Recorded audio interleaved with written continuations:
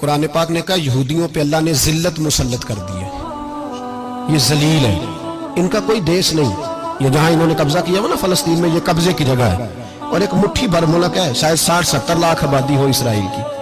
اگر امریکہ اس کی مدد نہ کرے تو اسرائیل قائم نہیں رہ سکتا، اور اس کے گرد 12-14 اسلامی ملک ہیں۔ بیت المقدس مسجد اقصیٰ معمولی جگہ نہیں، حضور نے فرمایا 3 سفر کرو تو سمجھنا ہم عبادت کر رہے ہیں۔ کون کون سے؟ فرمایا اگر بیت اللہ جاؤ تو عبادت سمجھ کے جانا، مسجد نبوی کی طرف جاؤ تو عبادت ہے، اور مسجد اقصیٰ کی طرف جاؤ تو یہ بھی عبادت ہے۔ اور فرمایا مسجد اقصیٰ میں جس نے ایک نماز پڑھی اسے 25,000 نمازوں کا ثواب ملے گا۔ یہ وہ مسجد ہے جس کے ساتھ معراج شریف جڑا ہوا ہے۔ قرآن پاک نے کہا کہ اس مسجد میں سبحان الذی اسریٰ بعبدہ لیلا من المسجد الحرام الی المسجد الاقصیٰ۔ مسلمانوں، قرآن کہتا ہے کہ تمہارے معراج کی شان رسول پاک کی مسجد اقصیٰ سے جڑی ہے۔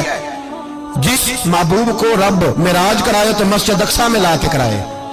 وہ جگہ معمولی جگہ ہے، وہ معمولی جگہ ہے مسجد اقصیٰ۔ نبی پاک نے وہاں نبیوں کی امامت کرائی، 17 مہینے اس مسجد کی طرف منہ کر کے تیرے اور میرے رسول نے نمازیں پڑھی۔ چھوٹی جگہ ہے، اور پوری دنیا کا مسلمان اسے چاہیے شرم سے گڑ جائے۔ ایک امریکہ کا صدر بول کے کہتا ہے کہ اسرائیل کو اجازت ہے اسے دارالحکومت بنائے، اور مسلمان حکمران بیان دے رہے ہیں ظالموں، لٹیروں، تم اپنی سیاستیں چمکانے کے لیے پہلے ایک دوسرے کو گالیاں دیتے ہو، پھر اکٹھے بیٹھ جاتے ہو نمبرنگ کرنے کے لیے۔ تم دین کے اس مسئلے میں سارے اکٹھے کیوں نہیں بیٹھے؟ سارے پاکستان کے سیاستدانوں کو، علماء اور مشائخ کو چاہیے تھا ایک پیج پہ اکٹھے ہوتے، اکٹھے بیٹھ کے ایک بیان ہی دے دیتے، ایک بات ہی کر دیتے۔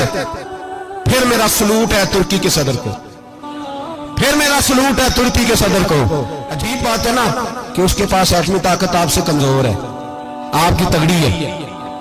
اس کے پاس جو فوجی طاقتیں ہیں وہ اپنی جگہ پر، آپ کی فوجی طاقتوں کا لوہا مانتی ہے دنیا، لیکن پھر مجھے کہنے دو نا، میدان میں بندہ ایٹمی طاقت سے نہیں لڑتا، ایمان کی قوت سے لڑتا ہے۔